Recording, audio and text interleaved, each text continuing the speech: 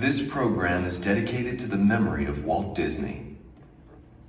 In 1971, his love for America inspired the creation of the Hall of Presidents, a place to celebrate the optimism and goodwill he saw at the heart of the American story. Walt's vision was to honor the nation by honoring the American presidency.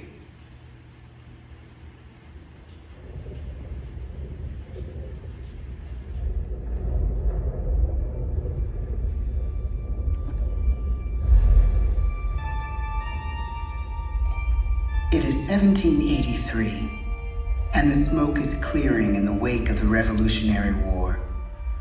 Over the course of 8 grinding years, General George Washington has led a force of shopkeepers, farmers, and Native American allies to victory over the greatest military power in the world. A new nation has been born, independent and free. The founders must form a national government. In 1787, through months of passionate debate, they create a written constitution. For the country's highest office, they imagine something new in the history of the world. A leader not born to power like a king or queen. A leader who has not seized power through conquest. A leader not separate from the people, but elected by the people. From among the people. We, the people. This is a new idea, an American idea. The idea of a president.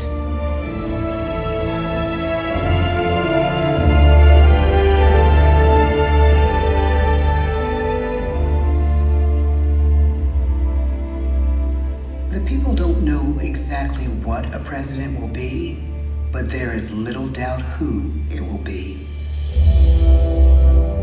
George Washington's stature and bearing have marked him as a leader. His integrity has made him a great one.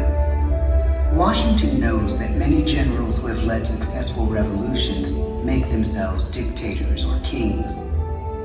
Instead, he steps down from power and retires to his home, Mount Vernon. The world takes note, and George Washington becomes the symbol of American ideals. In the first presidential election, it's Washington by a landslide. The only doubt seems to be his own. He writes, "Integrity and firmness is all I can promise.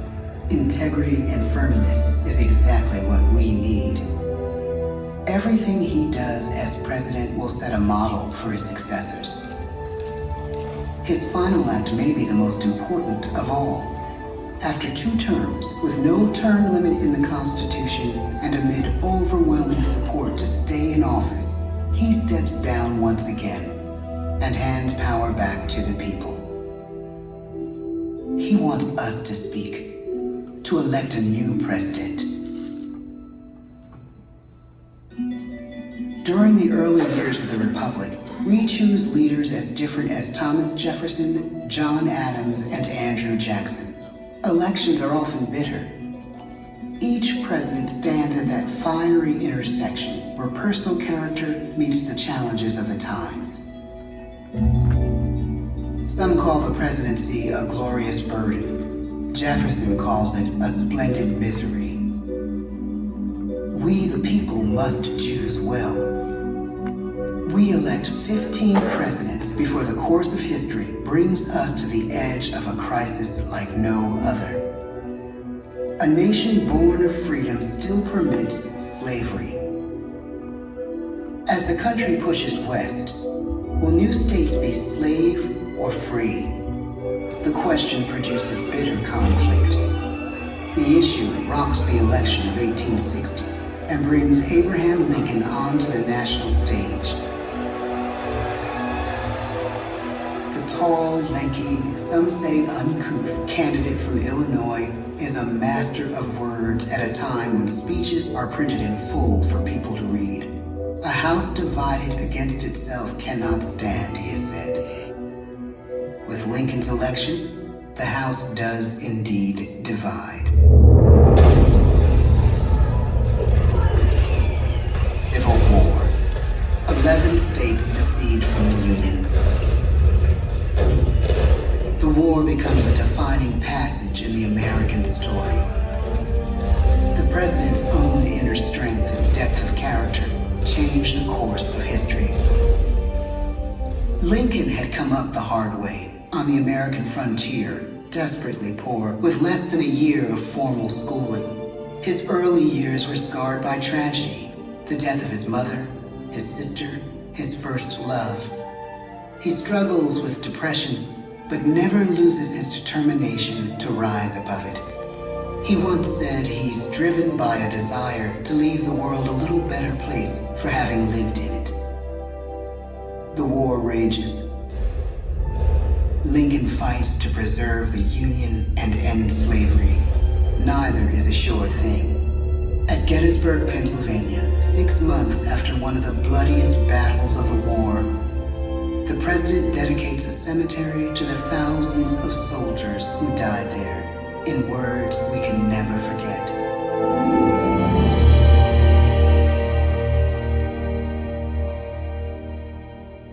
"47 years ago, our fathers brought forth on this continent a new nation, conceived in liberty and dedicated to the proposition that all men are created equal. Now we are engaged in a great civil war, testing whether that nation or any nation so conceived and so dedicated can long endure. We are met on a great battlefield of that war. We have come to dedicate a portion of that field as a final resting place for those who here gave their lives, that that nation might live. It is altogether fitting and proper that we should do this. But in a larger sense, we cannot dedicate, we cannot consecrate, we cannot hallow this ground. The brave men, living and dead, who struggled here, have consecrated it far above our poor power to add or detract. The world will little note, nor long remember what we say here, but it can never forget what they did here. It is for us, the living, rather, to be dedicated here to the unfinished work which they who fought here have thus far so nobly advanced.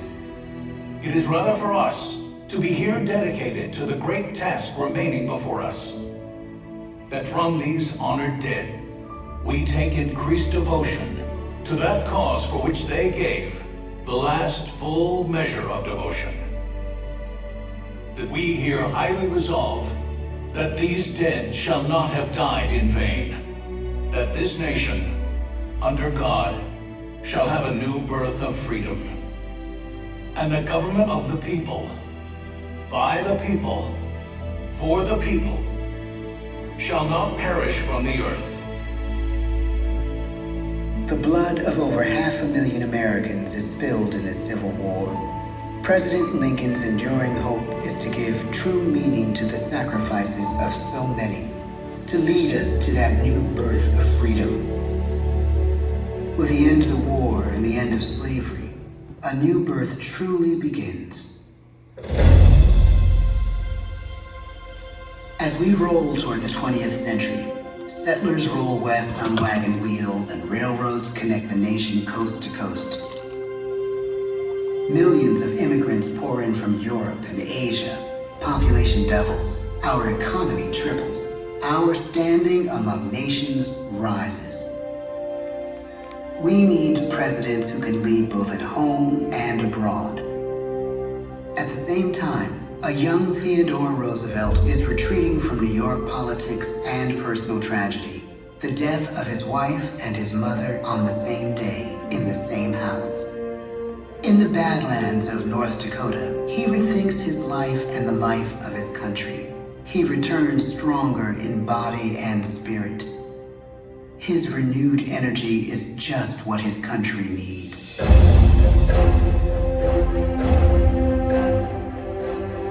American industry is booming, but social tensions are rising.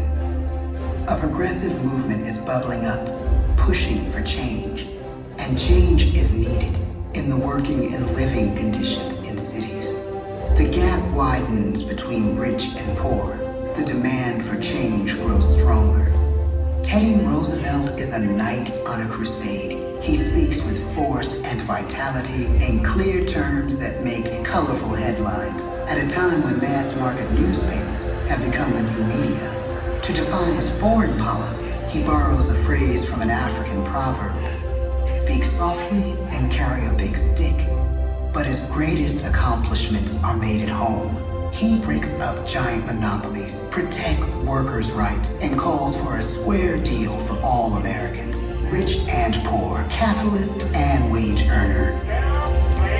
And a square deal of every man and every woman in the United States. He calls on America to be as great as the natural grandeur of its lands.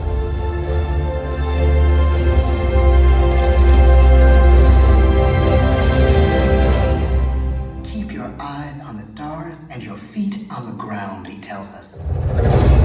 And we do.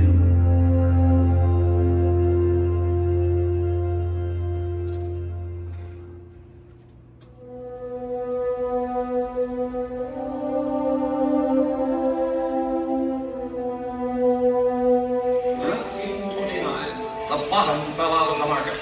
12 million unemployed. The bread lines and the soup. The results of the 1932 election now appear. When we elect our 32nd president, it is the worst of times. The course of history and the course of one president's life again shape a turning point in our national destiny. Franklin D. Roosevelt, paralyzed by polio, knows how to restore the faith of a people paralyzed by the Great Depression. I believe in practical explanations and in practical policy. He has found the inner strength his countrymen now need. He speaks to us like a friend, a neighbor. His optimism is contagious, his voice perfect for the latest breakthrough medium, radio. He calls us to believe we have nothing to fear but fear itself. And we do believe. Tonight's attacks on England are perhaps the most widespread of the war in the course of the day. But an even greater challenge dominates his final years in office. The Second World War.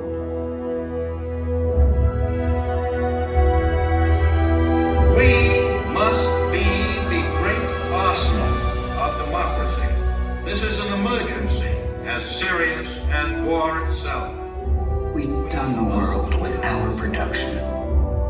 When bombs fall on U.S. troops in Pearl Harbor, he calls us to fight on the war front and sacrifice on the home front.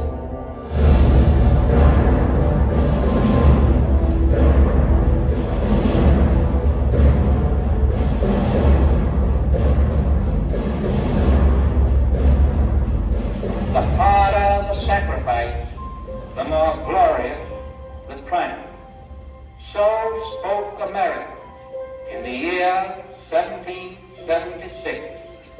So speak Americans today. The world changes. The country changes. And yet, in one sense, what we need most from our presidents has never changed. A guiding vision that calls forth the best that America can be. Will outer space be developed for the benefit of all mankind? Or will it become another focus for the arms race? The choice is urgent, and it is ours to make. Ask not what your country can do for you. Ask what you can do for your country. But really, it's all of us who must overcome the crippling legacy of bigotry and injustice. And we shall overcome. One of the agreements that President Sadat and Prime Minister Begin are signing tonight is entitled A Framework for Peace in the Middle East. Mr. Gorbachev, tear down this wall. You have lost too much, but you have certainly not lost America. I can hear you.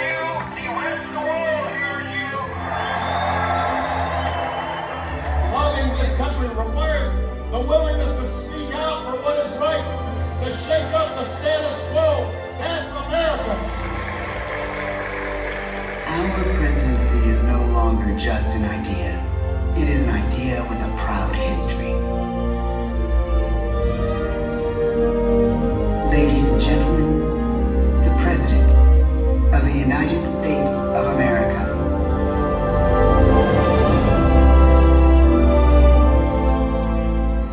George Washington,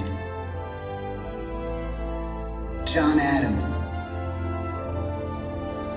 Thomas Jefferson, James Madison, James Monroe, John Quincy Adams, Andrew Jackson, Martin Van Buren, William Henry Harrison, John Tyler, James K. Polk, Zachary Taylor, Millard Fillmore, Franklin Pierce, James Buchanan, Abraham Lincoln, Andrew Johnson, Ulysses S. Grant, Rutherford B. Hayes, James A. Garfield, Chester A. Arthur, Grover Cleveland, Benjamin Harrison, William McKinley, Theodore Roosevelt, William Howard Taft, Woodrow Wilson, Warren G. Harding, Calvin Coolidge, Herbert Hoover, Franklin D. Roosevelt, Harry S. Truman, Dwight D. Eisenhower, John F. Kennedy, Lyndon B. Johnson, Richard M. Nixon, Gerald R. Ford, Jimmy Carter, Ronald Reagan, George Bush, Bill Clinton, George W. Bush, Barack Obama, Donald Trump.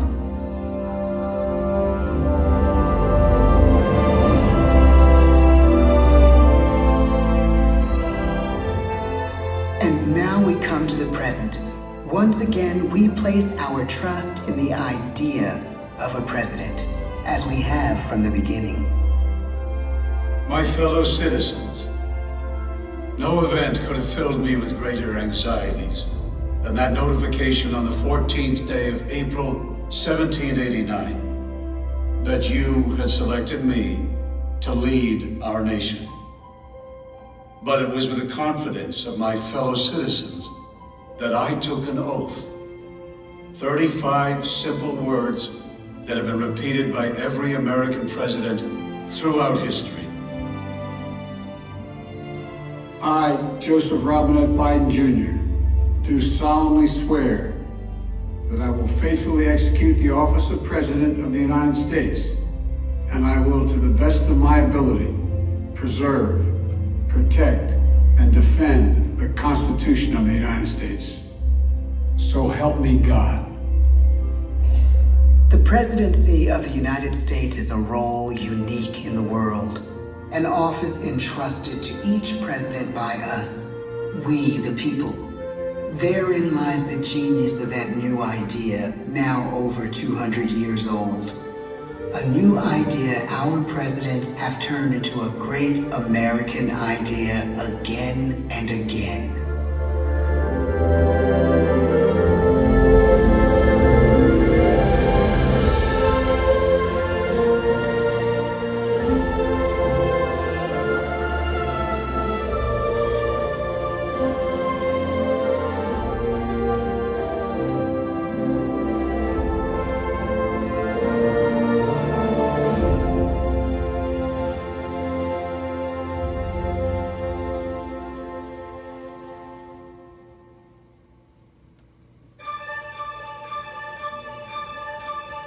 This concludes our presentation.